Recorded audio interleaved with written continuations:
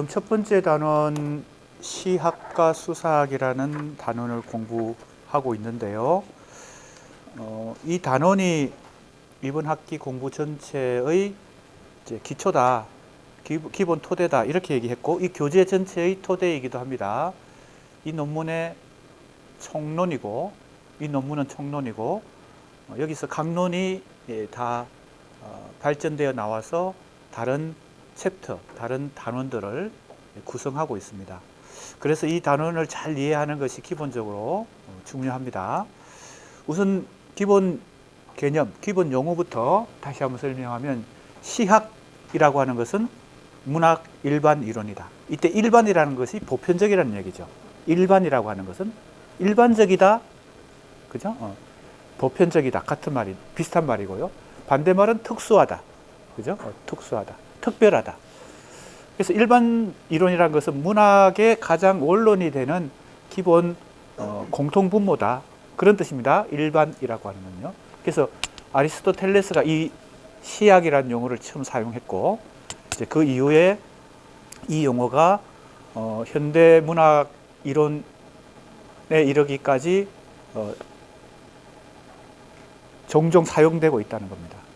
나도 이제 이 단원 제목이 시학과 수사학 할 때 시학은 그런 의미다.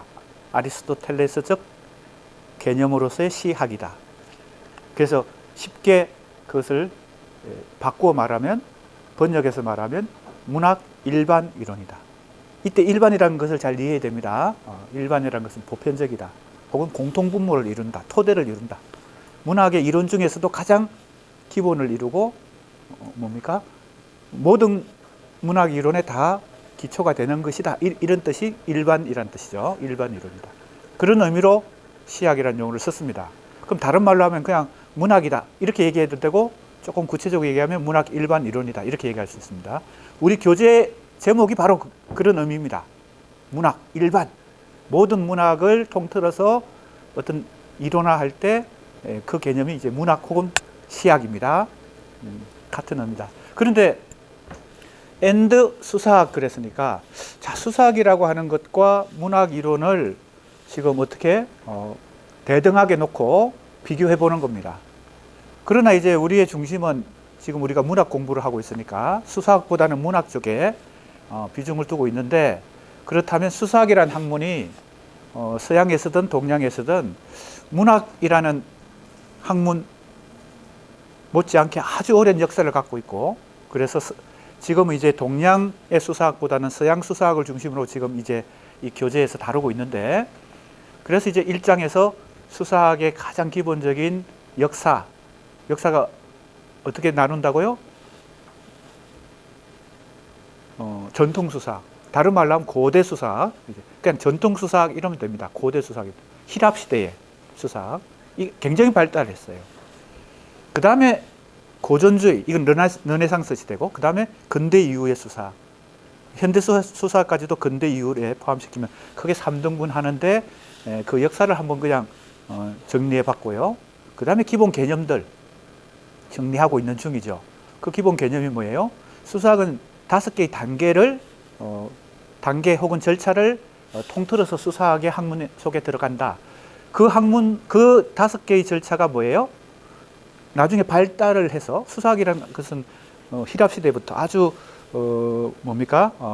전통적으로 고대에서부터 이 수사학이라는 학문이 학문의 3대 학문 안에도 들어갔고 5대 학문 안에도 물론 들어갔고, 그 정도로 이제 비중이 컸거든요. 그래서 이제 이 5개의 그 절차가 각각 뭐예요? 근대 이후의 학문으로 발전하게까지 된다는 겁니다. 세분화돼 가지고. 그 얘기가 지금 지난 시간에 건너뛰었는데 잠깐 나옵니다. 지금 수사학에 대해서 왜 문학 공부를 하면서 수사학 공부를 하는지 그 이유를 내가 잠깐 얘기하는 중이었는데, 지난 시간에 수사학의 역사와 기본 개념에 대해서 정리했는데요.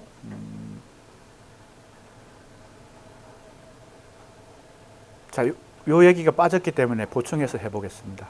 여기 있어 보세요. 5개의 단계가 뭐라고요? 착상, 배열, 표현, 암기, 발표. 원래 이걸 착상은 원래 원어가 인벤티오, 그죠? 배열은 디스포지티오 이렇게 돼 있는데 원래 이렇게 번역 안 하고 내가 이렇게 번역하기 전에는 조금 더 논거 발견술 이렇게 번역했다는 거예요. 대부분의 이제 수사학 책들을 보면요. 그 다음에 논거 배열술, 논거를 발견하고, 즉 내가 수사학이라는 것은 언어를 효과적으로 구사하는 방법이잖아요.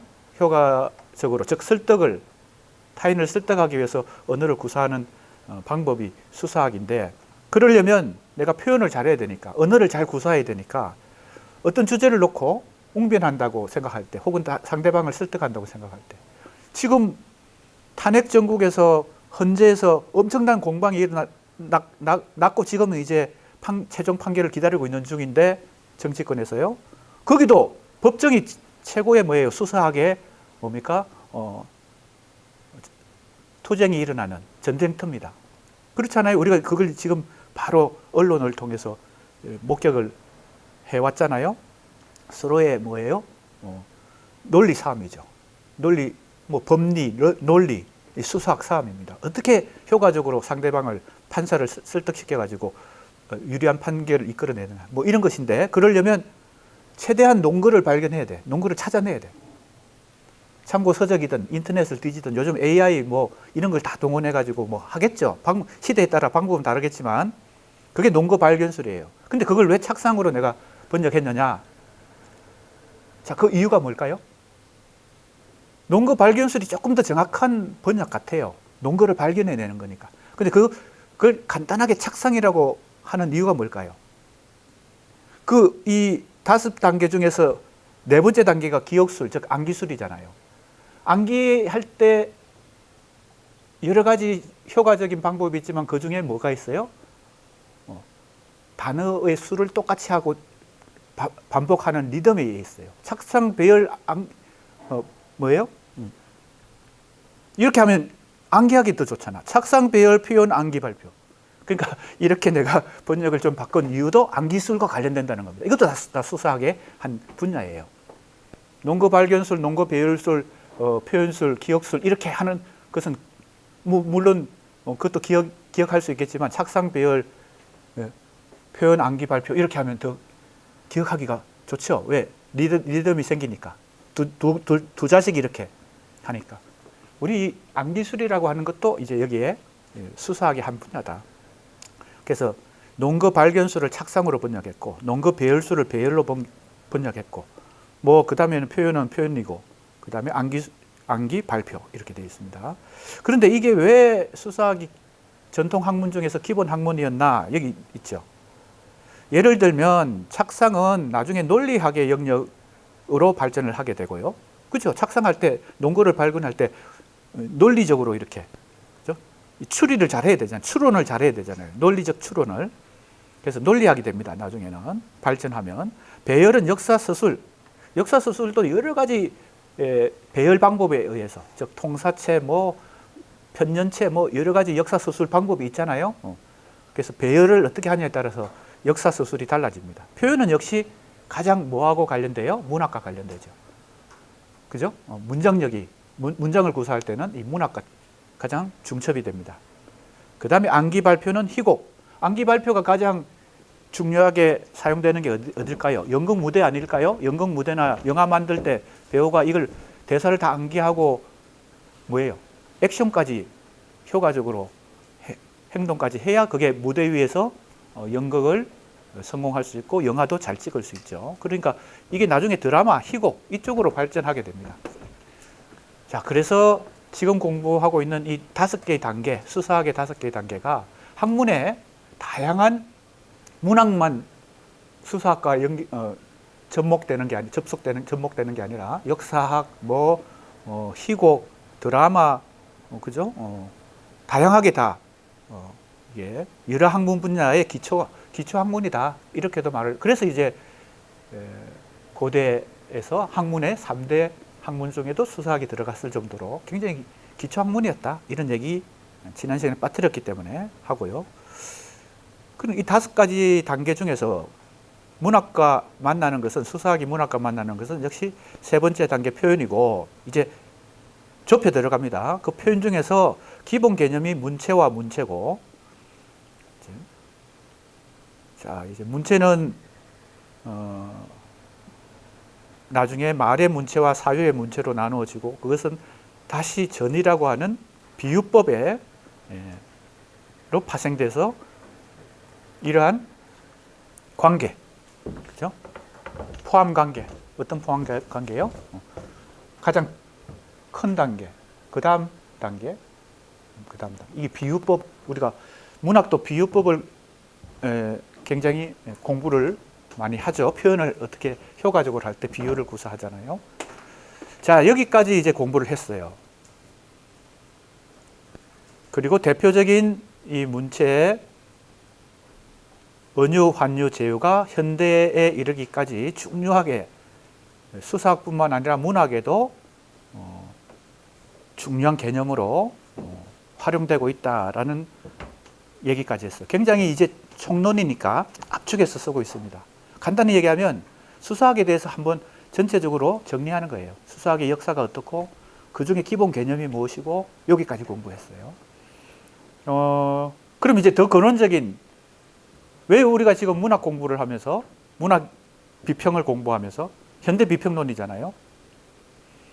왜 수사학 공부를 하느냐?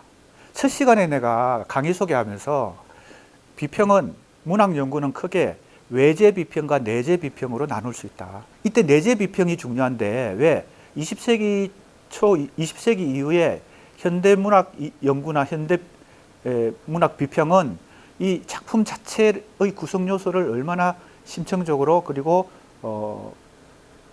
같이 중립적으로, 즉 미리 선입견을 갖지 않고 객관적으로 분석을 하느냐에 성패가 달려 있다.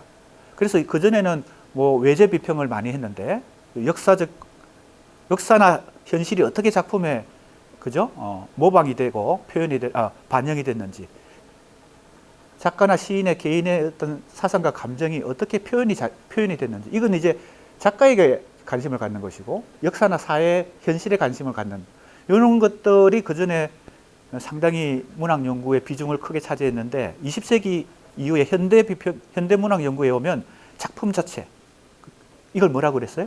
구조론 혹은 존재론이라고도 말합니다. 존재론 하면 약간 헷갈리니까, 왜? 철학에서 존재라는 것이 굉장히 보편적으로 사용되니까 그냥 구조론. 그 다음에 효용론. 그래서 크게 네 개의 문학 이론의 유형이 있는데, 모방론, 표현론, 구조론, 효용론, 이렇게 4개 중에서 20세기 이후에 현대 문학 연구에서 중심을 차지하는 것, 비중을 크게 차지하는 것은 구조론이다.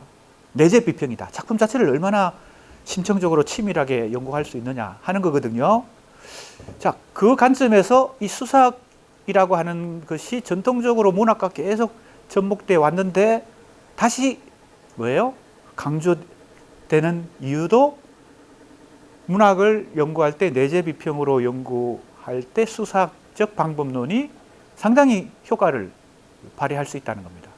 외재 비평이 아니고 바깥의 요소가 아니고 작품 자체의 요소를 수사학적 분석 방법으로 분석할 때 그것도 하나의 효과적인 방법이 될 수 있기 때문에 지금 수사학이 여기서 공부할 필요가 있다. 그러나 수사학은 굉장히 오랜 역사를 갖기 때문에 지금 한번 정리를 한 것입니다. 수사학이란 것은 이런 학문이다 라고 정리를 했어요. 그 다음 오늘 이제 공부하는 부분입니다. 여기서부터는 근대 혹은 현대 수사학 얘기예요. 자, 보세요. 언유, 환유, 제휴, 그리고 제휴법, 언유법, 반어법, 이렇게 이제 문체가 전이에까지 이르러 이제 5단계 중에서 이것은 어느 단계에 해당되는 거예요? 3번째 단계인 표현에 해당되는 거고, 이 표현에 해당되는 것이 바로 수사학이 문학과 가장 밀접하게 접목되는 부분이잖아요. 착상, 배열, 표현, 암기, 발표 중에서 이 3번째 표현이에요. 자, 그러면 원래 수사학은 이 5개 단계를 다 포괄하는 엄청나게 보편적인 학문이었는데, 이제 역사적으로 아까도 얘기했지만은 전통 수사학, 그 다음에 르네상스 고전주의 수사학, 그 다음에 근대 수사학으로 내려오면서 이게 어떻게 되나 하면요, 이 비유법 연구로 계속 좁혀 들어오는 거죠. 더 구체화되긴 하지만 다른 영역들은 좀 관심 밖으로 밀려나고 이 표현 부분만. 그래서 이제 수사학 책들을 보면 다 비유법 얘기고 뭐 이제 구체적인 이 표현에 관련된, 그죠? 그 연구만 하게 된다는 겁니다. 역사적으로 내려오면서 그걸 누가 지적했느냐 하면 여기 나옵니다. 보세요. 제라르 주네트라는 프랑스의 이제 수사학자이고 문학 연구자인데, 주네트라는 사람이 이러한 역사적 변화를, 수사학의 역사적 변화를 두고 한마디로 이렇게 정의를 했어요. 줄어드는 수사학이다. 범위가 줄어드는 거예요. 원래는 이렇게 5개 엄청나게 광범위한 학문이었는데 이 표현으로 딱 줄어든다는 거예요. 간단하게. 자, 그래서 이것을 줄어드는 수사학이라는 용어로 설명하고 있는 사람이 제라르 주네트입니다. 제라르 주네트. 고대 수사학의 여러 범주가 현대에 들어오면서 특히 언유, 환유 이렇게 줄어든다는 거예요. 근데 언유, 환유 이 수사학의 기본 개념, 이제 줄어든 수사학이죠. 으로 문학을 설명한 대표적인 사람이 있습니다. 누굴까요? 그것이 바로 우리가 이 내재 비평에서 중요한 러시아 형식주의와 프랑스 구조주의를 이어주는, 접목하는 그 역할을 한 사람이에요. 언유, 환유로 이 문학의 언어를 원리를 설명하는. 좀 이따가 다시 그 얘기는 옆으로 자꾸 여기 나오네요. 바로 야콥슨입니다. 러시아 언어학자 그리고 문학 이론가입니다. 이 사람의 중요한 이 개념이 언유, 환유라는 이 수사학의 줄어든 수사학이죠. 수사학의 이 비유법이라고 하는 걸 가지고 모든 걸, 문학과 예술을 다 설명하는 원리로 채택을 했어요. 그리고 이 야콥슨이, 로만 야콥슨이라는 러시아 이론가인데요. 이 사람이 이러한 이론을 가지고 러시아 형식주의와 프랑스 구조주의를 연결시키는 연결고리가 된 이제 이론가인데, 이 사람이 참 이러한 개념을 가지고 현대문학과 현대 영화, 예술 모든 것들을 이 2가지를 가지고 설명을 하려고 했는데 약간 단순화된 그 면도 있죠. 그래서 그게 줄어드는 수사학이에요. 이 언유, 환유라는 개념이 그만큼 이제는 어떻게 된 거예요? 강력한 힘을 발휘하게 된 거예요. 전통 수사학은 5개의 영역이었는데 이제 그 중에 하나의 영역, 3번째 영역인 표현으로 줄어들고, 또 그 표현에 여러 비유법이 있는데 그 중에 언유, 환유라는 게 유독 어떻게 됐다는 거예요? 특권을 가지게 됐다는 겁니다. 그 역할을 한 사람이 바로 이 로만 야콥슨이라는 유명한 이론가입니다. 그런데 이 야콥슨이 이러한 언유, 환유를 가지고 현대문학과 영화든 뭐 예술을 다 설명하는 기본 원리를 누구로부터 가져왔을까요? 누구한테 그 원리를 끌어왔을까요? 그게 바로 현대 구조주의 언어학 소시르입니다. 소시르. 많이 들어봤죠? 소시르 이름 모르는 사람 없을 거예요. 근데 언어학 중에서 구조주의 언어학, 그게 현대 언어학의 이제 출발점인데, 이제 좀 이따가 나중에 공부하겠지만, 지금 간단히 설명하면, 소시르가 언어학의 기본 개념들을 새롭게 설정하죠. 현대 언어학을. 그게 대표적인 개념이 뭐예요? 랑그와 파롤. 그죠? 랑그, 파롤. 이거 기본적인 인문학, 언어학 지식이니까 다 알고 있다고 생각합니다. 랑그는 기본 언어의 뭐예요? 기초를, 그 무의식적 심층의 원리나 규칙을 이루는 법칙이고, 그죠? 영어로 따지면 영어 배울 때 우리가 영어 문법 많이 배우잖아요. 뭡니까? 삼형식, 1인식, 뭐라 그러지? 주어, 동사, 목적어가 나오면 뭐예요? 영문법 공부한 지 오래돼가지고. 아무튼 문법 공부하면 이게 뭘 공부하는 거예요? 랑그를 공부하는 거예요. 우리는 그 법칙이 있다는 것을 모르고 언어 구사를 자유자재로 하는 것 같지만 사실은 그 안에 어떤 일정한 법칙이 뭐예요? 뿌리 내리고 있죠. 그러면 그 법칙이 랑그라면 빠롤은 뭐예요? 모든 사람들이 다 자유자재로 구사하는 일상 회화, 언어 이런 것들이 빠롤이죠. 그래서 랑과 빠롤을 구분하고 또 뭐와 뭐를 구분해요? 시니피안과 시니피에를 구분하죠. 그게 기표와 기입니다. 언어는 일종의 기호인데 기호의 하나인데 다른 기호처럼 기표와 기의 결합으로 되어 있다. 기표는 뭐예요? 언어 표현. 기의는 뭐예요? 기호의 의미. 기표는 기호의 표기. 그죠? 이건 이렇게 설명을 하기 시작하면 이제 옆길로 계속 새니까 나중에 하기로 하고. 자, 이제 조금 집중해 봅시다. 제라르 주네트 얘기로 집중해 봅시다. 수사학을 줄어드는 수사학이라고 설명하면서 갈수록, 그죠? 현대에 들어올수록 이 표현 분야로 줄어들고 다시 언유, 환유로 더 개념이 줄어들었다. 그럼 어떻게 된 걸까요? 언유, 환유가 그만큼 막강한 힘을 가졌다는 겁니다. 그 개념상. 대표적인 사람이 바로 여기 나오는 야콥슨입니다. 야콥슨의 지금 이 언유, 환유 얘기는 우리 어떻게 보면 언어학의 기본 기초인데 조금 설명을 여기서 필요로 한데 소시르를 이해하면 야콥슨이 이해가 됩니다. 소시르를 이해하면 야콥슨이 이해가 돼요.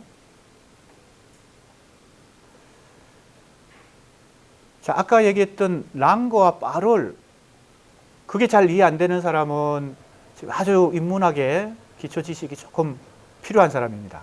그 다음에 기표와 기도 이해가 안 되면 조금 어려워요. 그 정도는 이해하고 이제 그 다음 단계로 넘어가야 됩니다. 기표와 기를 얘기해 봅시다. 기호는 기호의 표시 안에 기호의 의미를 담고 있죠. 그래서 우리가 어떤 어느 기호도 그렇잖아요. 건널목에 신호등이 있습니다. 빨간불이 들어왔어요. 이 빨간 색깔 자체는 기표죠. 기호 표시예요. 근데 그거는 위험하니까 멈추시오라는 의미를 가지고 있죠. 그 안에. 그게 기의입니다. 그죠? 아주 단순하게 지금 예를 드는 겁니다. 그거 기호예요. 신호등만 기호가 아니고 언어도 기호라는 겁니다. 우리가 호랑이 그러면 자음과 모음의 결합으로 히읗, 오, 리얼, 아, 이영, 그 다음에 이라고 하는 자음, 모음의 결합으로 이 형성된 이 언어의 그죠? 자음과 모음의 결합, 요 자체는 뭐예요? 호랑이라고 내가 칠판에다 쓰면 그건 기표겠지, 당연히. 기호 표시니까. 근데 그것은 뭘 담고 있어요? 그 기표는 기의를 담고 있죠. 호랑이라고 하는 그 사나운 동물, 그죠? 고려대학교의 이 상징 동물, 호랑이. 그리고 그 안에 또 한 겹 더 들어가면, 동물의 뭡니까? 왕이다. 그 다음에 용감하다. 그죠? 뭐 이런 어떤 의미까지도 그 안에 담고 있죠. 그러니까, 그 기표가 담고 있는 의미는 크게 두 가지입니다. 대상 자체의, 그죠?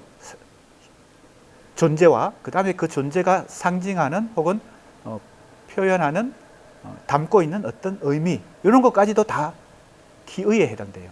기의가 단순하지 않습니다. 기의도 여러 층위가 있어요. 기표는 뭡니까? 기호 표시니까 그게 언어든 뭐 신호등이든 뭐 여러 가지 이제 기호 표시들이 있죠. 기표와 기의 관계를 이제 가지고 언어를 설명하는 이것이 구조주의 언어학이고 랑거와 빠롤이라고 하는 아주 기본 틀에서 얘기를 합니다.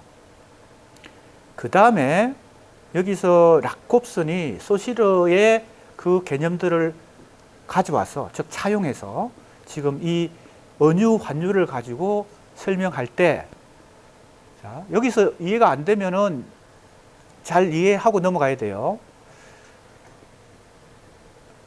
계열체와 통합체라는 말이 나옵니다. 여기 나오죠? 쉽게 설명을 해보겠습니다. 계열체, 통합체. 이제 이 계열체는 언유와 관련되고요. 통합체는 환유와 관련됩니다. 지금 복잡한 단계까지 설명하면 너무 어려워지니까 쉽게 설명하면요. 이 야콥슨이라는 사람이 인간이 언어를 구사할 때 그게 영어든 한국어든 중국어든 가장 기본적인 원리를 설명하는 거예요. 그 소시르에서부터 시작된 것을 가져온 거예요. 구조주의 언어학을 가져와서 수사학과 문학을 설명하는데 20세기 초에 이게 바로 이제 러시아 형식주의와 프랑스 구조주의 문학 이론의 가장 기본 근간이 토대가 됩니다. 야콥슨의 이 이론이요. 자, 은유는 쉽게 얘기하면 우리가 이제 시에서 은유의 예를 들 때 A 이꼴 B잖아요. A와 B를 이꼴로 놓는다는 것은 무슨 뜻이에요? 등가, 의미가 같다, 값이 같다. 무게가 같다는 거예요. 등가성. 다른 말로 하면 유사성. 내 마음은 호수요라는 시 구절이 이 은유라고 우리가 얘기했을 때 은유라고 하는 비유법은 내 마음과 호수를 값이 같다, 등가성으로 놓는 거잖아요. 유사성이 있다는 거예요. 내 마음이 잔잔하다는 그 잔잔함의 그 의미와 호수가 잔잔한 것의 의미를 지금 이꼴로 놓았으니까 은유가 형성됐잖아요. 자, 그러니까 이것을 단순한 시의 비유법뿐만 아니고 언어의 원리로, 인간이 언어를 구사할 때 가장 기본 원리는 이 유사성의 원리에 의해서, 등가성의 원리에 의해서 선택을 한다는 겁니다. 그게 이제 계열체예요. 주어 계열에서 우리가 이제 자기도 모르게 아까 얘기했던 파롤과 랑그에 대한 얘기 중에서 랑그라고 하는 것은 내가 무의식적으로 내가 의식하지 못하지만 그게 존재하는 거예요. 언어 속에. 그죠? 문법이란 것은 한국어 문법이든 영어 문법이든 그건 내가 의식하지 않더라도 파롤을 구사하지만 그 안에 이게 무의식적으로 그게 원리 같은 게 규칙 같은 게 문법이 존재하기 때문에 내가 그 문법에 크게 어긋나지 않게 파롤을 구사하는 거거든요. 그게 이제 구조주의 언어학이에요. 그 무의식 속에 구조로 자리 잡고 있는 그 원리를 찾는 것이거든요. 그 원리가 바로 규칙이겠죠. 언어학에서는 이게 문법이죠. 그래서 그게 랑거거든요. 소시르가 말한 랑거예요. 그럼 그 이제 그 랑거의 체계 속에서 주어 이제 영어로 우선 한국어로 해볼까요? 철수는 축구를 사랑한다. 이렇게 했어요. 철수는 축구를 사랑한다. 아주 단순한 문장이에요. 주어, 목적어, 서술어예요. 자, 이 문장을 구사할 때 자기도 모르게 무의식적으로 이 계열체, 통합체 설명하는 겁니다. 계열체는 은유와 관련되고 통합체는 환유와 관련된다고 일단 생각해 보세요. 그 원리가 계열체가 은유의 원리, 즉 유사성, 등가성의 원리라고 한다는 것은 주어 자리에 철수가 올 수도 있지만 우리는 축구를 사랑한다가 될 수도 있죠. 그죠? 그리고 우리 대신에 철수는 특정한 인물이고 우리는 공동체고 그리고 특히 남자들은 축구를 사랑한다. 이렇게 할 수도 있고. 자, 요 철수, 우리, 남자라고 하는 것은 주어 자리에 올 수 있는 뭐예요? 선택 가능한 등가성을 가진 어떤 단어들이에요. 무슨 말인지 알겠어요? 그 중에 내가 언어를 구사할 때 무의식적으로 철수를 선택한 거야. 등가성을 가진 주어 자리에 올 수 있는 여러 단어들 중에서 철수를 선택할 수도 있고 남자를 선택할 수도 있고 우리를 선택할 수도 있죠. 그러면 축구 대신에 야구, 그 다음에 뭡니까? 다른 스포츠 혹은 문학을 사랑한다? 아니면 음악을 사랑한다? 이렇게 목적어 자리에 올 수 있는 것도 뭐예요?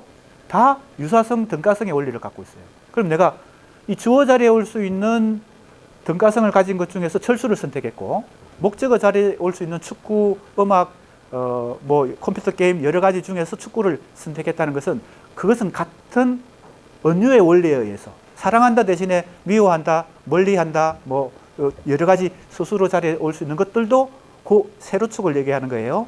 세로축 속에서 내가 사랑한다를 선택한 거예요. 근데 내가 그걸 기계적으로 다 의식하고 언어 구사를 하지 않고 언어 표현을 할 때는 그게 자동으로 되는 거예요. 무의식적으로 되는 거예요.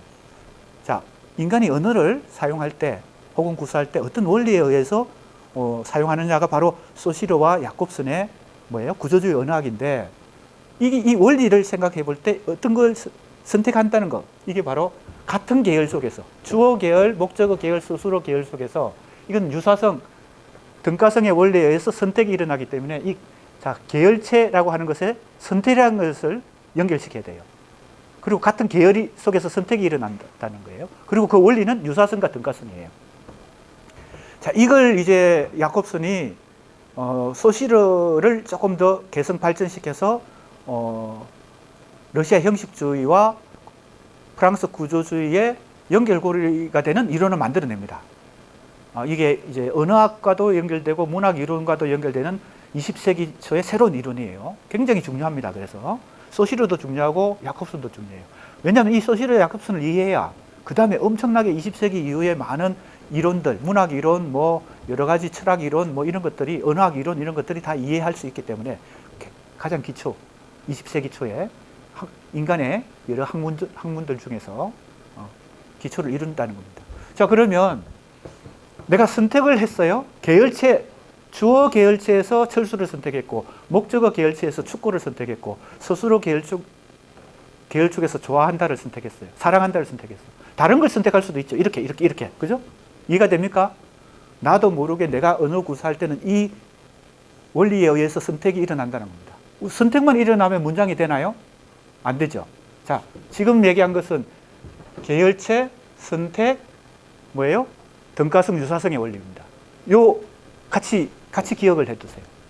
그리고 철수는 축구를 사랑한다. 요 아주 쉬운 문장 하나를 예를 딱 뭐예요? 기억해 두세요. 철수를 선택할 때는 주어 계열에서 등가성에 의해서 어느 하나를 선택했고, 축구를 선택할 때는 목적어 같은 계열에서 등가성, 유사성의 원리를 의해서 축구를 선택했고, 사랑한다를 스스로 계열에서 선택을 했어요. 그게 다 계열체예요. 그 계열체를 선택하는 인간의 언어 능력이 있기 때문에 그게 가능하다는 겁니다. 그런데 그것만 있으면 안 돼. 뭐가 필요해? 이걸 결합을 시켜야 돼. 하나의 문장으로. 그러면 주어 플러스 목적어 플러스 스스로라고 하는 그죠? 세로축은 뭐예요? 계열체고, 가로축은 뭐예요? 이건 통합체예요. 이게 하나의 문장으로 통합을 해내야 돼. 주어만 계속 말하거나 목적어만 계속 말하거나 스스로만 계속 말하는 사람이 있다면 그 사람은 언어가 부족한 사람이 되죠. 철수는 영희를 사랑한다. 혹은 축구를 사랑한다. 이게 돼야 되죠. 주어 플러스 목적어 플러스 스스로가 돼야 되죠. 이게 통합체입니다. 그런데 이 통합체는 철수와 축구와 사랑한다는 등가성이 아니에요. 유사성이 아니에요. 축구, 스포츠 게임, 축구, 야구, 농구, 이건 이제 등가성이죠. 철수, 우리, 뭡니까? 남자, 이건 등가성이죠. 근데 이 철수와 축구를 연결시키는 것은 등가성이 아니라 그걸 인접성이라고 합니다. 인접성이라는 게 뭐예요? 가까이 있다. 관련된다. 연관성이 있다. 이런 뜻이에요. 유사성, 등가성이 아니라 이건 인접성이다. 그죠? 친연성이 있다. 그러니까 영 엉뚱하지 않죠. 철수가 축구를 사랑한다는 것은 영 엉뚱하지 않잖아요. 전혀 엉뚱하지 않고 인접해 있다는 겁니다. 등가성과 인접성의 관계, 이것은 인접성의 원리에 의해서 뭐가 일어나요? 결합이 일어난다. 다른 말로 통합이 일어난다. 그래야 문장이 형성이 되죠. 인간이 언어를 구사한다는 것은 이 두 가지 원리가 결합되어서 자기도 모르게 언어가 구사된다는 겁니다. 첫 번째가 뭐예요? 선택이 일어나야 되고, 두 번째는 통합이 일어나야 돼. 다른 말로 하면 언유의 원리가 작동해야 되고 환유의 원리가 작동해야 돼요. 그래서 그 언유와 환유라고 하는 이 수사학의 개념이 이 현대 소시르 야콥슨에 의해서 현대 구조주의 언어학과 접목하면서 현대 수사학이 뭐예요? 언어학과도 긴밀히 접목되고 문학 이론과도 긴밀히 접목되어서 언유 환유가 엄청난 위력을 발휘하게 되는 것입니다. 그걸 이제 제라르 주네트는 그런 것까지는 예측을 못했겠지만 줄어드는 수사학이다. 수사학은 원래 굉장히 광범위한 학문이었는데 수사학이 굉장히 좁아졌다. 이렇게 설명을 하고 있는 대목입니다. 지금 이제 설명을 굉장히 많이 했어요. 근데 이제 굉장히 기본적인 인문학 공부를 하는데 20세기 이후에 인문학 공부를 하는데 가장 기본적인 개념들입니다. 지금 이 얘기들이. 이걸 모르고는 문학 공부도 철학 공부도 언어학 공부도 어려워요. 그래서 이걸 이해하고 넘어가야 된다. 자, 그다음 그래서 야콥슨이 중요하다. 그죠? 여기 나오죠. 등가관계와 연속관계. 등가관계가 바로 뭐예요? 언유, 등가성, 유사성. 연속관계가 여기 통합체와 관련되죠. 결합, 그죠? 통합, 결합. 그것은 인접성, 환유. 이제 수사학 개념으로 따지면 이 등가관계 계열체가 언유에 해당되고요. 통합체, 연속관계, 이것은 결합은 환유에 해당됩니다. 왜냐하면요, 환유는 뭐와 뭐의 관계예요? 아까 언유는 A 이퀄 B의 관계잖아요. 그 원리가 등가성의 원리예요. A 이퀄 B, 이게 언유잖아요. 내 마음은 호수요. A 이퀄 B. 환유는 연관성이 있는 걸 가지고 비유법을 사용합니다. 연관성이 있다는 건 뭐예요? 그릇, 용기로 내용물을 얘기해. 그릇과 내용물은 등가성이 아니에요. 그릇은 내용물을 담고 있는 어떤 용기일 뿐이죠. 그죠? 오늘 퇴근할 때 한 잔? 어때? 잔, 우리가 잔을 마시는 게 아니잖아요. 잔 안에 들어있는 술을 마시는 것인데 한 잔, 잔으로 술을 표현했어요. 그게 환유입니다. 환유가 다양한데 그 중에 하나가 그릇, 형식과 내용의 관계를 표현하는 거. 그 다음 원인과 결과를 가지고 원인을 얘기하거나 뭐 이런 것들도 해당돼요. 환유 속에 제휴란 것도 있거든요. 부분을 가지고 전체를 얘기하는 거. 나에게 빵이 아니면 죽음을 다오 할 때 빵. 이게 뭘까요? 나에게 먹고 살 만한 식량을 다오 하는 뜻인데 빵으로 이걸 대신했어요. 빵은 이제 스프도 있고 뭐 고기도 있고 뭐 여러 가지 야채도 있고 이 식사의 뭐예요? 한 부분인데 이 부분이 전체를 대표했어요. 부분과 전체의 관계. 이거 우리가 문학에서도 많이 표현하고 영화 같은 데서도 표현 방법이 많습니다. 이걸 제휴라 그래요. 이 제휴까지 환유에 포함시키는 이론가가 있고 제휴를 분리시키는 사람도 있습니다. 그럼 언유, 환유, 제휴. 아니면 누구는 언유, 환유 안에 이 제휴까지 넣는 경우도 있죠. 자, 그러면 이제 이 수사학이 왜 중요한가? 바로 현대 언어학과 현대 문학 이론의 이 언유, 환유, 제휴라고 하는 이 줄어든 수사학, 그죠? 옛날에는 아주 광범위한 수사학이 있었는데 르네상스 수사학과 근대 수사학 이후에 이게 줄어들면서 지금은 언유, 환유, 제휴라고 하는 이 수사학의 개념이 상당히 다른 학문과 접목이 되면서 언어학, 구조주의 언어학, 구조주의 문학 이론 접목이 되면서 굉장한 힘을 발휘하는 것이 20세기 이후다. 뭐 이런 얘기입니다, 지금. 사실 문체의 개념이 낭만주의 미학과 더불어 개념적 변형을 가지고 이 문체론에 등장하면서 문체, 전의는 여기 나오죠? 구조주의나 언어학의 방법론에 집중적인 세례를 받은 이 신수사학. 그래서 이제 이런 현대 수사학을 신수사학이다. 옛날에 그 강범위하던 수사학은 전통 수사학인데 줄어드는 거지. 그죠?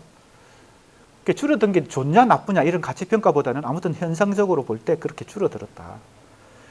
특히 그 중에서 뭘로 줄어들었을까요? 언유, 환유, 제휴로 줄어들었으니까 이 언유, 환유, 제휴를 어떤 수사학이라고 말할 수 있나요? 그 수사학의 기본 개념 중에서 바로 이 문체에 해당되죠. 문체 아니면 전의에 해당되죠. 요 문체, 그 다음에 체, 그 다음에 전의잖아요. 그러니까 이 현대 수사학은 이 문체 수사학이라는 분야가 집중적으로 발전하게 됩니다. 그 강범위했던 수사학이 이제 현대 수사학에 오면 이 비유법 중심의 문체의 수사학으로, 그러나 더 정교해진 거지. 그죠? 정교해지고 더 치밀한 학문으로 문체의 수사학이 계속 발전하게 되는 것이 바로 현대 수사학이다. 이렇게 볼 수 있습니다. 그런데 이제 약간 문제의식을 가지는 것은 주네트가 줄어드는 수사학이라고 말한 것은 약간 비판적으로 말한 거거든요. 원래 수사학은 기초 공통학문이었는데 지금으로 따지면 교양 기초였는데 지금 너무 문체의 수사학으로 현대 수사학에서 언유, 환유, 제휴로 줄어들다 보니까 원래 수사학이 가지고 있었던 그 역할을 잘 못한다는 얘기예요. 그래서 어떻게 보면 비판적인 입장에서 얘기한 것입니다. 여러 문제점을 노출하는 것도 사실이다. 고대 수사학에서 표현은 결코 그 자체로 독립된 학문이 아니었다는 겁니다. 왜? 착상 배열을 해야 그 다음에 표현을 할 거 아니에요.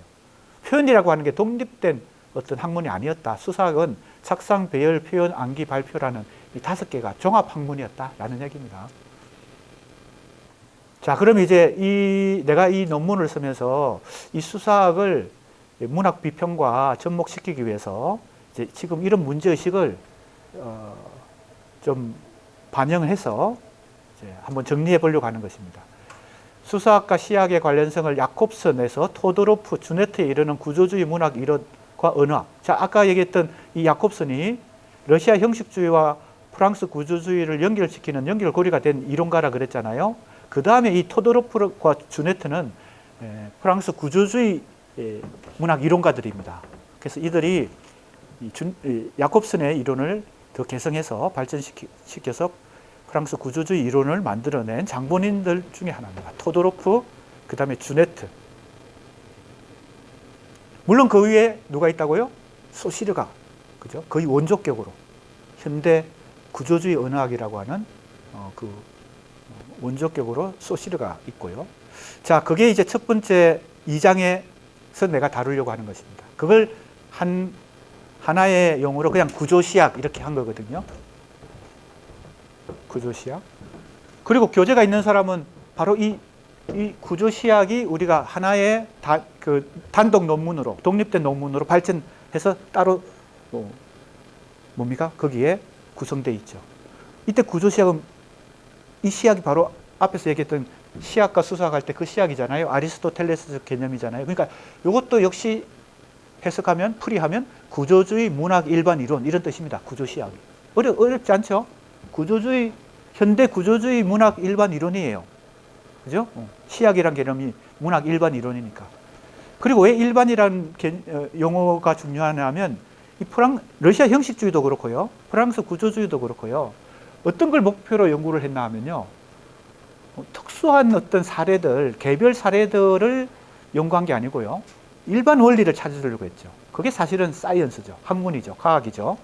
뭐 경제학에서 일반 원리를 찾잖아요. 수요와 공급의 법칙에 의해서 무슨 이런 그래프도 만들어내고, 뭐 법학에서도 굉장히 중요한 것이 보편적 일반 원리를 찾는 거, 이론을 찾는 게 일반 학문이잖아요. 그러니까 이제 문학은 사실은 그게 어려워요. 왜냐하면 문학은 다 취향이 다르고 뭡니까? 문학과 예술이라고 하는 것은 이런 일반 원리를 찾기는 사실은 어렵잖아요. 그런데 이제 그게 필요하다. 문학도 다른 학문과 마찬가지로 과학, 사이언스가 될 수 있다. 그렇게 해서 일반 원리, 일반 이론을 찾아내자 하고 목표를 가지고, 물론 그건 다른 학문, 자연과학이나 뭐 통계학이나 무슨 경제학처럼 그렇게 일반 이론을 찾기는 쉽지 않죠. 문학과 예술은요. 다 개별적인 어떤 취향이 있고 뭐 다 이게 오히려 그 개성이 중요한 거니까 문학은. 그러나 그걸 목표로 연구를 거듭한 것이 바로 러시아 형식주의와 프랑스 구조주의입니다. 그래서 이걸 먼저, 그죠? 2장에서 다루고요. 그 2장에서 다룬 것을 더 발전시켜서 하나의 논문으로 따로 독립시킨 것입니다. 그 다음에 이제 이거죠. 프로이트와 락강에 이르는 정신분석입니다. 정신분석이 이제 이 책의 연구 대상으로 들어온 이유도 크게 보면 뭐와 관련된다고요? 수사학이 뭐예요? 문학을 연구할 때 수사학이 내재 비평의 하나의 중요한 방법론으로 채택될 수 있다는 거. 그죠? 외재 비평이 아니고 작품 자체를 꼼꼼히 분석하는, 작품의 구성 요소를 분석하는 영미 신비평, 러시아 형식주의, 프랑스 구조주의가 도움이 된다는 거예요. 내재 비평을 위해서 이걸 채택한 거예요. 그러면 프로이트와 락강의 정신분석학은 문학 연구나 비평에서 내재 비평이 어떻게 연결이 될까요? 이건 쉽게 상식적으로 생각하면 이거는 내재 비평이 아닌 것 같이 생각돼요. 왜? 작가의 정신분석을 한다, 시인의 정신분석을 한다. 이건 인간의 정신의 심리학을 연구하는 거니까 작품 이전에, 그죠? 이건 외재 비평처럼 느껴지잖아요. 우리가 첫 시간에 얘기했듯이 사회 현실이나 작가의 관심을 갖는 거, 작품보다는. 정신분석학이라고 하는 것은 인간의 정신을 분석하는 거니까 이게 내재 비평이 아니고 외재 비평처럼 느껴져요. 예전에 그렇게 많이 했죠. 이상의 심리 연구 이래가지고 이상의 생애를 연구해가지고 이상이 뭐 정신분석학적으로 어떻다. 뭐 예를 들면요, 고아의식을 가졌다. 백부 밑에서 자랐기 때문에 뭐 고아의식을 가졌다. 뭐 이렇게 접근하는 거예요. 그래서 작품이 이런 작품이 나왔다. 작품 속에 아버지의 뭐 이런 작품이 있어요. 시에서. 그것은 전통, 즉 가문에 대한 어떤 부정의식, 저항의식이거든요.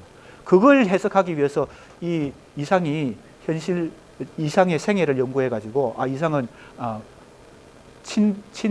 친부모 밑에서 양육받지 못하고 큰아버지한테 가서 큰아버지 집에 가서 양육받았다. 그래서 고아의식이 생겼다. 그래서 가문에 대한 부정의식이 있다. 이렇게 해석하는 것은 바로 뭐예요? 작품 자체를 분석하기보다는 이상이라는 한 인간의 정신 분석을 하는 거잖아요.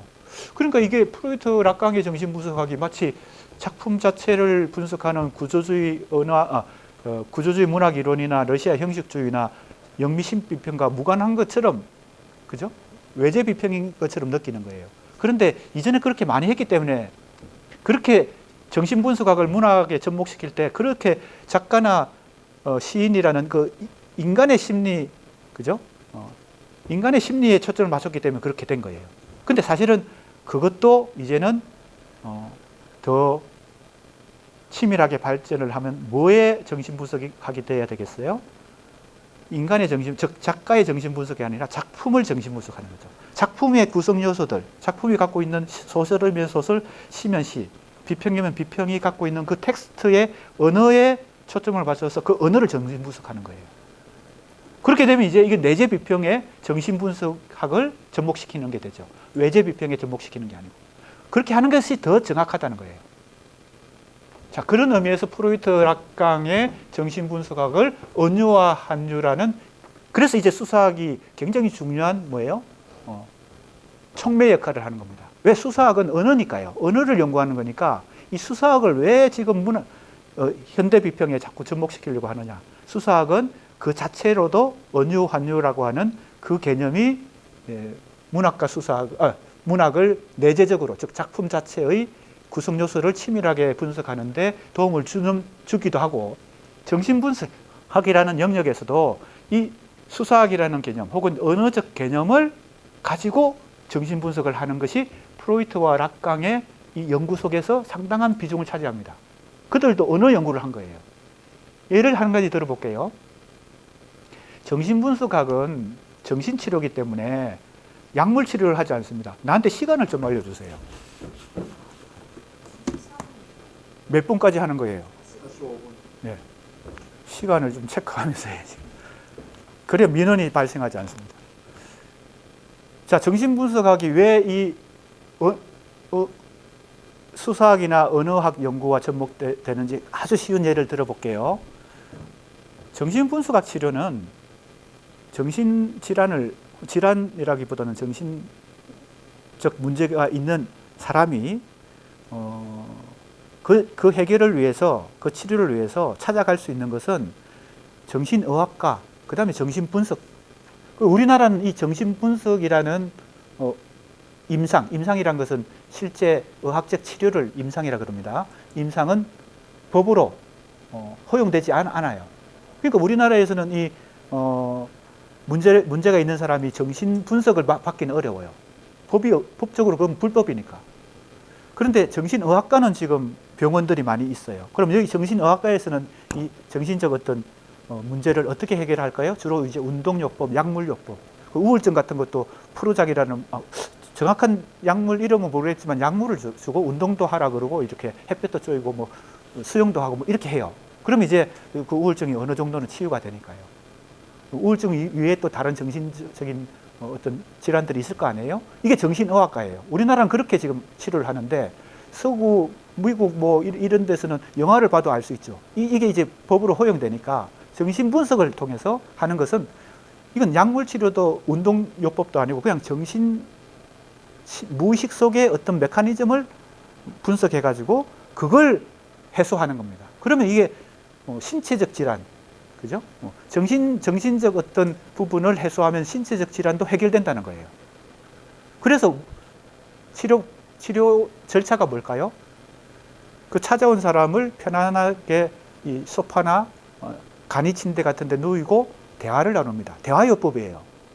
그런데 그의 무의식 세계를 이렇게 경청하는 거죠. 질문하고 듣는, 주로 이 의사는 듣는 쪽에 더 치중합니다. 자기가 어떤 처방을 빨리 내리면 안 돼요. 왜? 이 사람이 무의식에 뭐가 들어있길래 지금 이런 육체적 증상이 나타났는지를, 그 정신의 원인, 심층적인 원인을 발견해야 되거든요. 그러니까 그 사람의 꿈 얘기도 듣고 그 사람의 뭐 이제 무의식 세계를 자유롭게 표현할 수 있도록 이렇게 대화를 나누는 거예요. 이 사람은, 의사는 빨리 해답을 얻으려고 하면 안 돼요. 그럼 실패할 가능성이 더 높아요.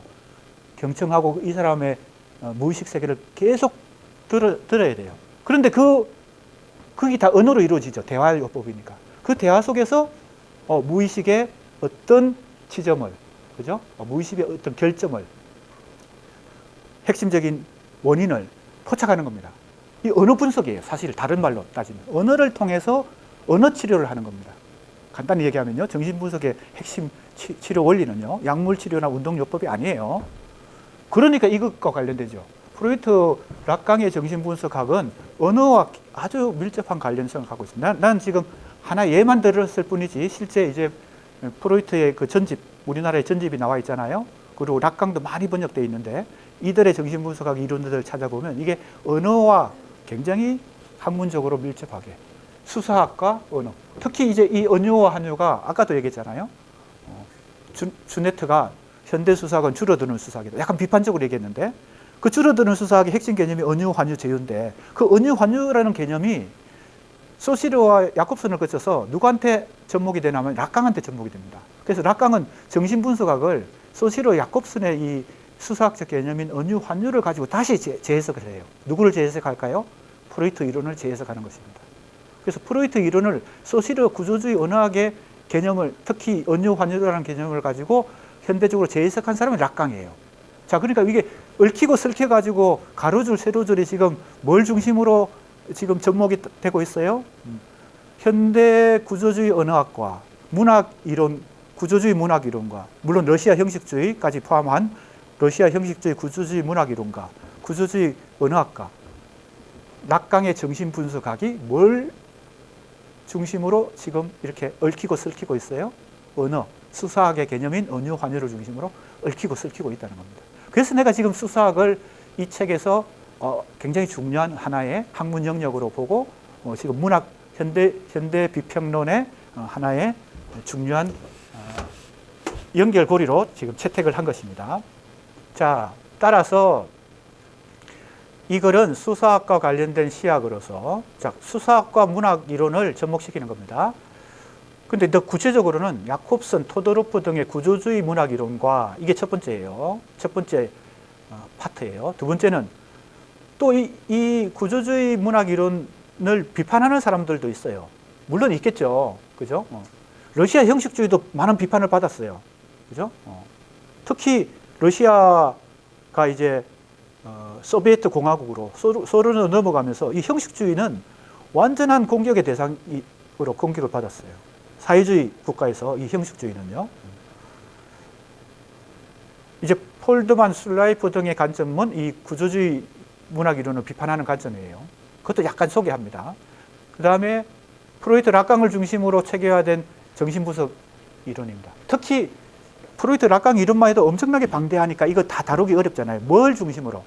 언유, 환유를 중심으로.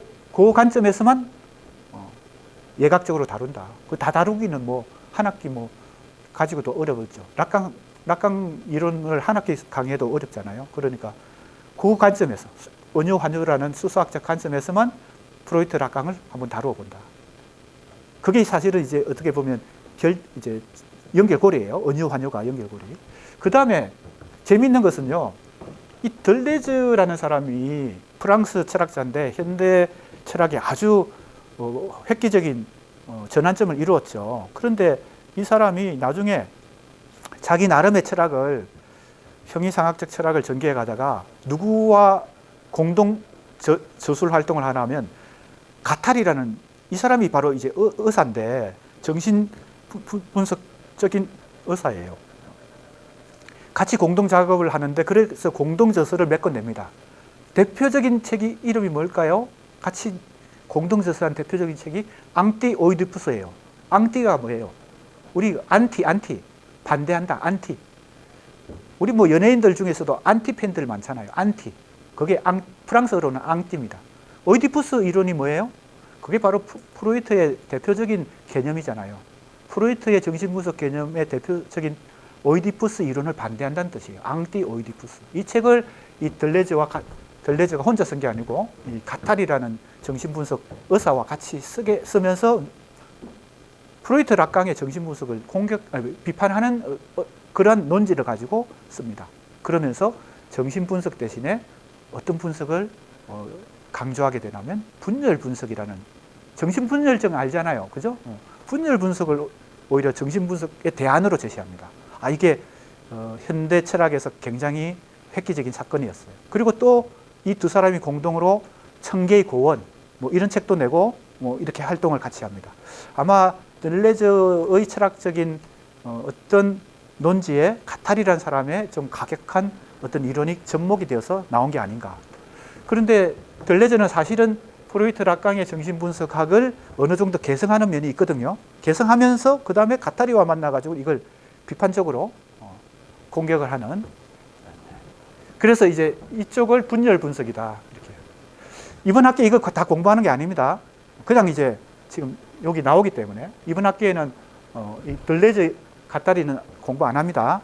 그냥 소개만 하는 거예요. 그 다음에 첫 번째는 구조주의고요. 두 번째는 정신분석학이고요. 세 번째는 여기입니다. 페렐만, 올브레이트, 티테카, 제임스 크로스화이트의 바로 논정 이론인데, 이게 바로 아까 현대 수사학이 어떻게 됐다고요? 줄어드는 수사학이 되면서 어느 수사학으로 더 수렴이 돼요? 문체의 수사학. 문이체자, 문체의 수사학으로 줄어들면서, 그죠? 언유, 한유, 제유로 상당히 압축되는 그 현상을 문체의 수사학이라고 그러는데, 그 문체의 수사학만 있는 게 아니에요. 이 두 사람이 공동저서가 있어요. 이게 신수사학이라는 책이고요. 크로스화이트의 책이 또 한 권 있고요. 이 두 권의 책이 논정의 수사학을 대표하는 책입니다. 문체의 수사학은 비유법이 어떻게 하는 것을 아주 꼼꼼하게 연구하는 그런 문체를 연구하는 것이고요. 설득의 수사학이라고 할 만한 이 논정의 수사학이 또 현대 수사학의 하나의 흐름을 이룹니다. 그래서 이 논정의 수사학, 문체의 수사학이 아니라 논정의 수사학도 한번 살펴보는데, 그것이 이제 이 책 전체의 큰 틀을 이룹니다. 지금 여기서는 이 책 전체의 총론이기 때문에 아주 압축해서 설명하고 있어요. 그래서 좀 어려울 수도 있는데, 앞으로 이제 이 강론에 들어가서 자세하게 공부할 때 다시 한 번 더 체크해 보기 바랍니다. 자, 이제 2장으로 넘어갑니다. 바로 이게 구조시학이죠. 아까 얘기했던 소시르와 야콥슨, 이 사람이 핵심 이론가입니다. 계속 반복해서 얘기하지만 왜 지금 내가 이거 공부하고 있는지를 큰 그림을 그릴 수 있어야 돼요. 그죠?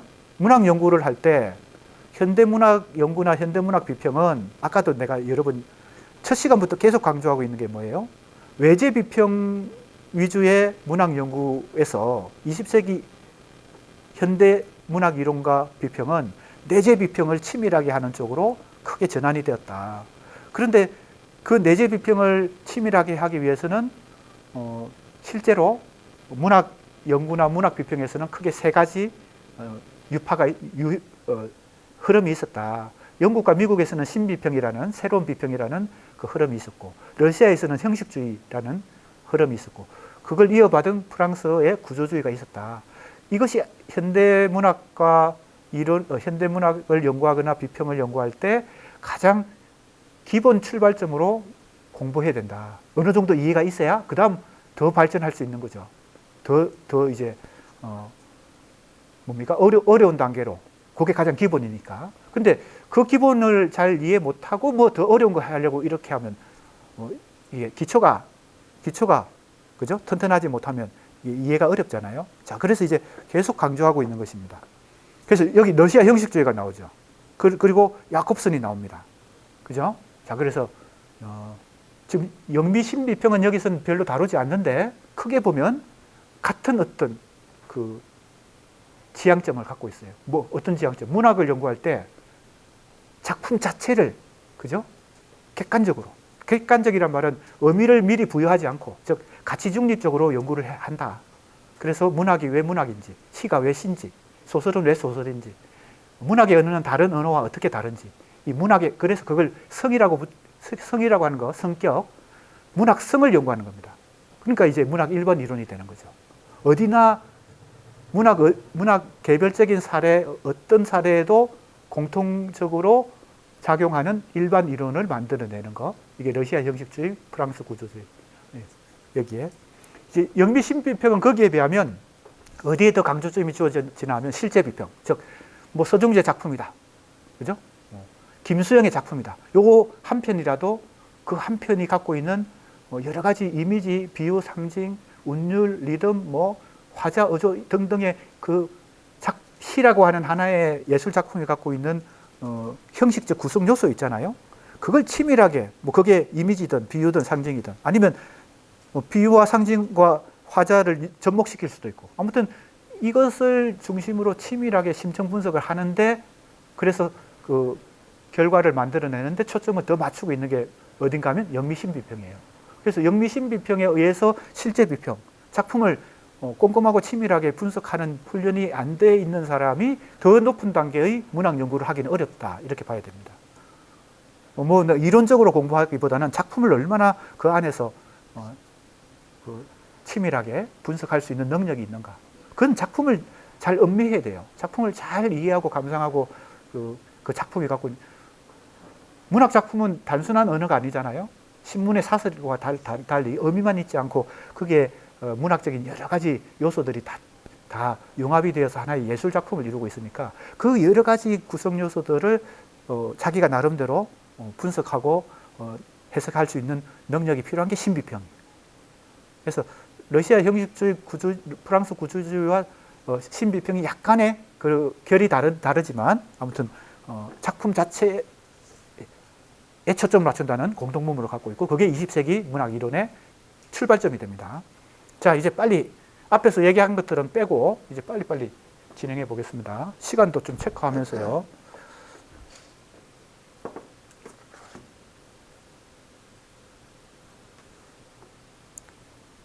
자, 러시아 형식주의 이래로 화면 보고 있죠?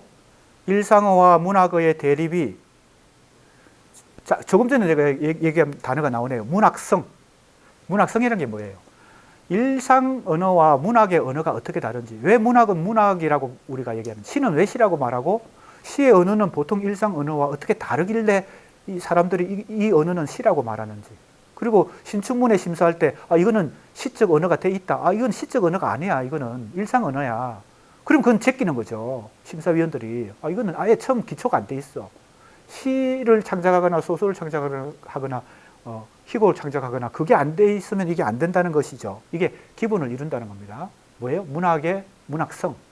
왜 문학의 언어는 문학의 언어인지, 왜 시는 시의 언어인지, 그걸 규정하는 것이 러시아 형식주의입니다. 그걸 연구하는 것이요. 그게 이제 야콥슨이 출발점을 이룹니다. 문학 연구의 대상을 문학이 아니라 문학성, 즉 주어진 작품을 문학 작품으로 만드는 그 무엇, 시는 왜 시고 소설은 왜 소설이 되는가, 그죠? 시의 언어는 왜 일상의 언어와 구별되는가, 이런 걸 연구하는 거예요. 그래서 이제 그 원리를 앞에서 얘기했던 뭐와 뭐로 크게 두 가지 개념을 가지고 설명을 하려고 시도하는데, 그게 언유와 환유입니다. 언유의 원리에 의해서 만들어진 문학이 있고 환유에 의해서 만들어진 문학이 있다. 영화 같은 것도, 다른 예술 장르도 언유의 원리냐 환유의 원리냐 가지고 자꾸 설명을 하려고 해요. 약간의 도식성이 있죠. 그것만 갖고 일관되게 다 그죠? 해명해내기는 어렵잖아요. 하지만 그 가장 기본적인 원리를, 언유의 원리가 더 비중이 큰 것은 시다. 시의 언어는 언유의 원리가 더 비중이 크다. 그죠? 그러니까 보통 우리의 일상 언어에서는 그 언유의 원리에 의해서 A = B를 만들어내면 그게 잘 이해가 안 되잖아요. 내 마음은 호소요.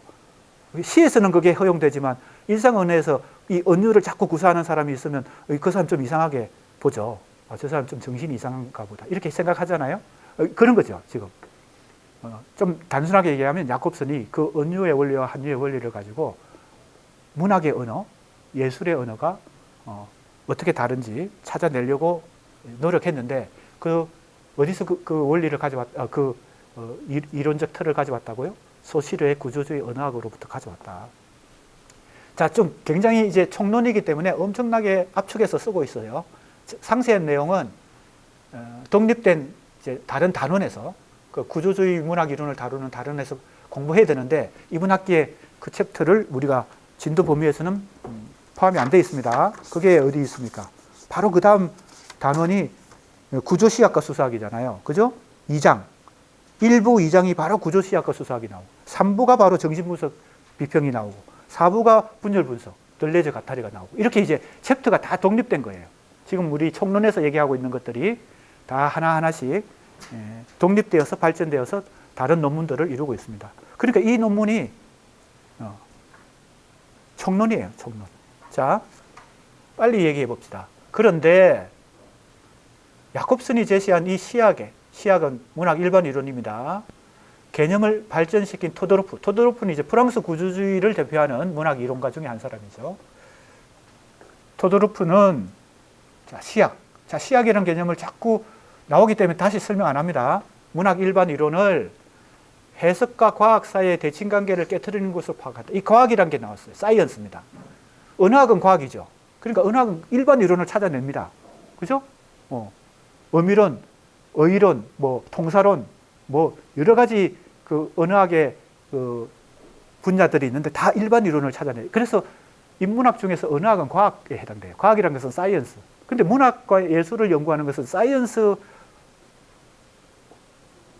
부합하기가 쉽지 않아요. 그러나 사이언스에 근접하려고 노력하는 것이 바로 이 이론가들입니다. 구조주의, 형식주의. 그래야 이게 학문으로서 정립이 되니까요. 자, 보세요. 그런데 이 과학을 지향하지만, 추구하지만, 이 문학 이론은 해석이라고 하는 영역이 있기 때문에 이 대칭관계를 깨트린다. 문학 이론은 과학만 가지고는 되지 않는다. 이런 얘기죠. 이해가 됩니까? 과학을 지향하긴 하지만, 추구하긴 하지만, 완전 사이언스가 되긴 어렵다. 그럼 통계학처럼 되는 거지. 문학 연구가 언어학이나 통계학처럼 되는 거지. 경제학처럼 되는 거지. 그거는 이제 잘못된 것이니까. 그래서 이 해석이란 영역을 또 우리가 무시할 수 없다. 그래서 그는 문학 텍스트 자체를 그것만으로 끝나는 것을 해석이라고 보고 구조의 발견을 과학이라고 본다. 구조의 발견이 과학이다. 이거 이해가 되죠? 아까 일반 원리를 찾아내고 법칙을 찾아내는 거. 그게 구조입니다. 구조는 그 안에 무의식적으로 숨어있는 규칙 같은 거예요. 그래서 이 둘 사이에 있다는 거예요. 토도로프가 그렇게 생각을 합니다. 그래서 시학은 해석과 반대로 일반 법칙을 알아낸다. 그래서 심리학, 사회학 같은 법칙을 또 문학 자체에서 찾아내려고 한다. 그래서 이 두 가지가 결합되어 있다. 이렇게 얘기하면서 토도로프가 프랑스 구조주의 이론을 발전시켜 나갑니다. 자, 그 얘기예요.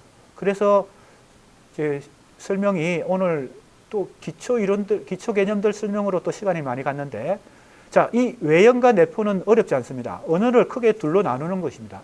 외연은 뭐예요? 그 언어 자체가 하나의 의미를 갖고 있는 거예요. 외적인 대상만을 지시하는 거. 언어가 외적인 대상을 지시하니까 외연이에요. 그런데 그 반대가 내포니까 내포는 문학의 언어가 그래요. 왜? 하나의 기표가 여러 가지 의미를 중의적으로 여러 가지 다양성을 갖고 해석될 수 있어요. 이걸 이제 내포라고 표현했어요. 이것도 이제 기본 개념이에요. 소시르 혹은 야콥슨의 기본 개념이에요. 외연과 내포. 그러면 외연은 일상어고 내포는 문학의 언어입니다. 이렇게 구분을 할 수 있다. 그 다음에 또 랑그가 나오죠. 그 다음에 파롤이 나옵니다. 자, 구조주의 문학 이론에 결정적 영향을 끼친 소시르가 나오죠. 아까 내가 이미 설명했어요. 그래서 이 설명은 건너뜁니다. 랑그와 파롤이 나오고 기표와 기기가 나오죠. 그리고 소시르는 이것을 계열적 관계와 통합적 관계로 나눈다. 이미 소시르가 이거 다 기본 개념들을 제시했어요. 야콥스는 그걸 활용했을 뿐이지. 활용해서 러시아 형식주의 문학과 접목을 시키는 거예요. 이 언어학을. 소시르 구조주의 언어학을 러시아 형식주의 문학 이론과 접목시키는 사람이 결정적으로 누구예요? 야콥슨이에요. 그리고 그것을 프랑스 구조주의로 또 접목시키는 사람이 토도로프나 주네트 같은 사람들이고요. 자, 거기까지 하고 오늘은 여기까지 진도 나간 것으로 하고 다음 시간에 계속하겠습니다.